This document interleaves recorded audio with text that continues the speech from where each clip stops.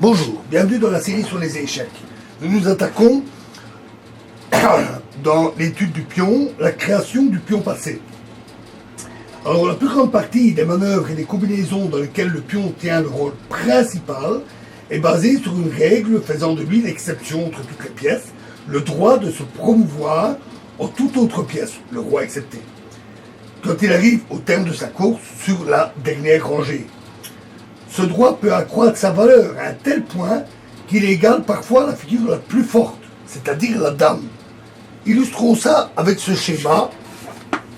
Ici, une position où c'est les blancs qui jouent et gagnent. Au trait, les blancs gagnent. Par F prend E8 et fait non pas une dame, mais un cavalier. Cavalier E8, échec et capture la dame. Après cela, la capture des pions restants et la promotion du pion restant, du pion H2, est un jeu d'enfant. Mais dans la même position,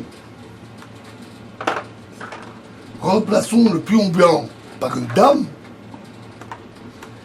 et alors ils sont perdus. Ils ne peuvent rien faire. Si la dame prend le cavalier, alors la dame noire fait échec et mat.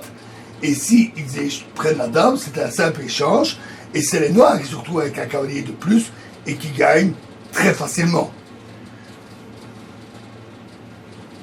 Alors souvent un pion passé peut naître à partir d'une majorité de pions à un endroit quelconque de l'échiquier, aux ailes ou au centre. Cette méthode appartient plutôt au domaine de la stratégie, où on voit quelles sont les meilleures positions à obtenir pour améliorer la position, éventuellement un futur pion passé.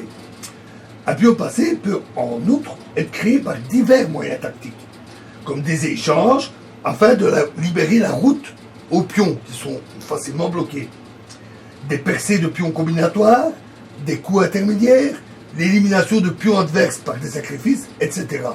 Et nous en verrons plusieurs exemples dans les prochaines vidéos. Je vous remercie.